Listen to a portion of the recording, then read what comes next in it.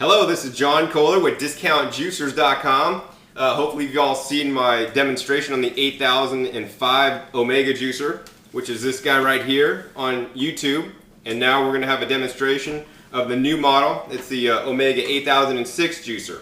Now first, let me take a minute to explain the differences between these two different models.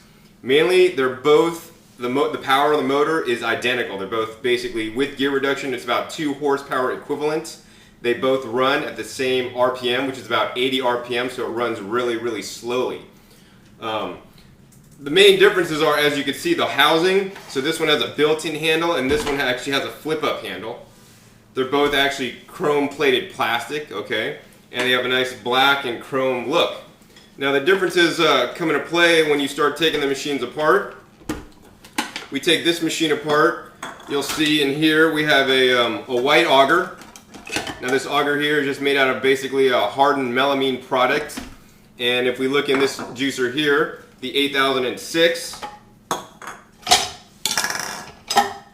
it has a black auger, and this is a GE Altum auger. That's the material it's made out of. It's 8 times harder than this melamine auger. You can see this is my personal juicer that I've used a lot, and you can see it kind of discolors over time, and this black color will not discolor. The other main difference is that the new 8006 model here has a 15-year warranty, whereas the 8005 model only has a 10-year warranty. The other main differences are minor. For example, the funnel shape at the top. This one's square, and this one's kind of a more curved, rounded design. And the other main difference is the collection bowls. So the collection bowls that you receive with the new 8006 juicer are a lot larger. They've been redesigned, and they have a nice. First off, let me go ahead and show you how to assemble and disassemble the juicer. So there's a couple main parts to this juicer. You got the main body here. It just slides into the housing of the motor body, and there's on the top here it says open and close. It's just going to press this collar over the close, so it's going to be closed and locked into place. The next thing you're going to do is take the auger, and the auger just kind of fits in. You kind of rotate the auger till it seats right in the back. The next thing you're going to do is you're going to take the juicing screen and you'll put the juicing screen in. Slide right in there. The next thing I like to talk about, although we're not going to be using today, is the blank screen. So instead of having the holes for the juicing, this is going to be blank, and it's just a blank or solid screen. And this is for doing things like mincing and grinding and making frozen banana sorbets. So like what I really like to do is take ripe bananas, and you peel them and you'll put them in the freezer in a Ziploc bag, and they'll be frozen. Then you'll take them out and you'll put this piece inside of the juicer instead of the juicing screen, put the bananas through there, and it'll come out like a frozen yogurt type consistency, but it's 100% banana. So it's much better to eat than, say, an ice cream or something like that. The last piece you're going to need to put on is the end cap here, and you put that on, and once again it just goes in there, and there's an open and close. So you put it on and you'll turn it to close. And then finally you're going to put the funnel on. Fits in top. Next, you're going to take the juicing bowls. There's a collection bowl here that goes in like this. They also do give you an accessory screen that we'll put on top. It just fits in like that.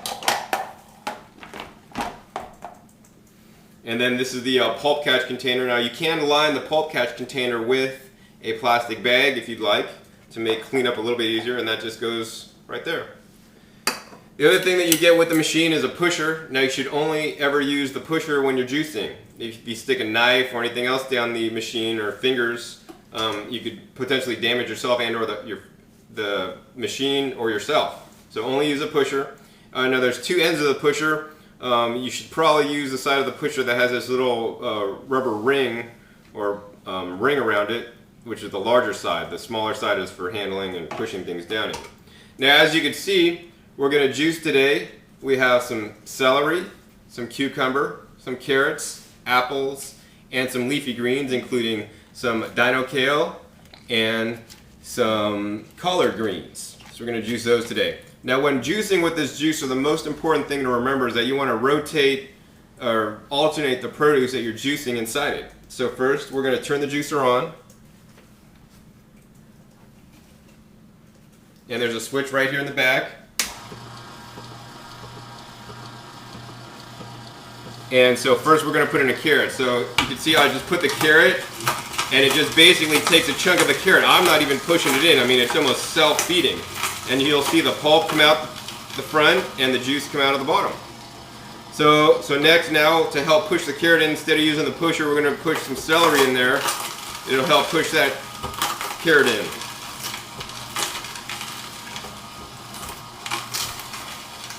So today I'm just juicing regular organic orange carrots.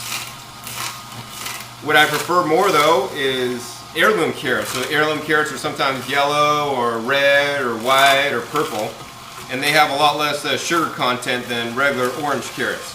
Now you can see I'm juicing the orange carrots in this juicer. It'll juice carrots just fine, but there's other juicers that'll be a little bit more, efficient at juicing carrots. This is going to juice carrots, fairly well. If you want to juice mostly carrots, I necessarily wouldn't recommend this juicer for you.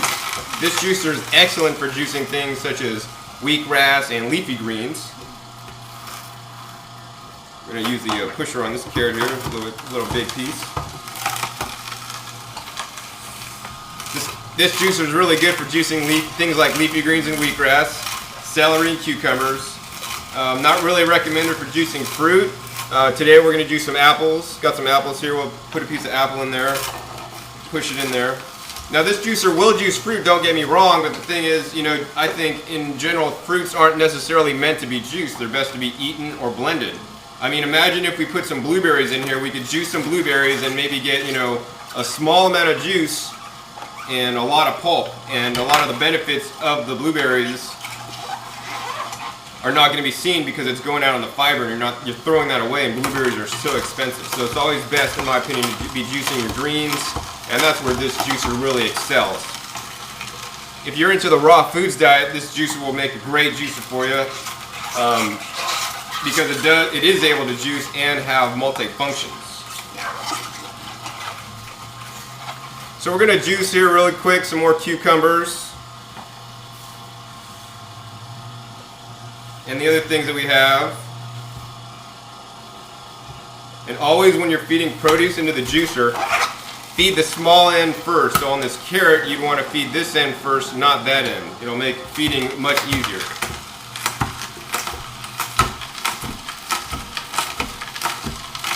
We're going to juice some collards now. And the easiest way on the collards actually is if you take the collard leaf or kale or whatever and just roll it up.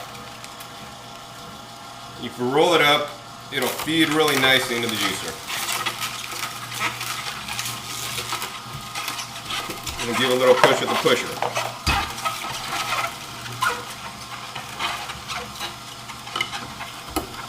Juice some more celery here.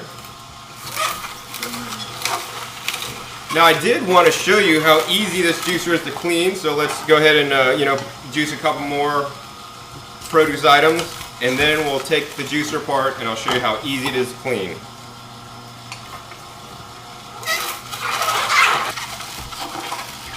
And we'll juice one more stalk of celery here. Now you see how I alternated juicing the leafy greens and the celery. So, to clean it, all you basically do is take it apart.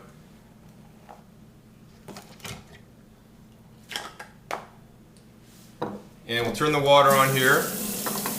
And they give you a special cleaning brush. Now the hardest part on this machine to clean is the screen. So if you take the cleaning brush and just use this brush to brush off the screen, makes cleaning much, much easier. Usually what I do is I usually like to put a little bit of soap on the brush and just clean it out and then put it on the drain rack. I mean, things like the auger, pretty much you just wash off and all the pulp is dislodged very easily. So as you can see, this machine takes very little time to clean it all. Just kind of taking the juicer apart and rinsing it off. The main thing when you're cleaning a juicer is you want to do it immediately after you're done making your juice. Because otherwise things start to set, the stains start to set in, the carotenoids and carrot juice and the colors start to set in there.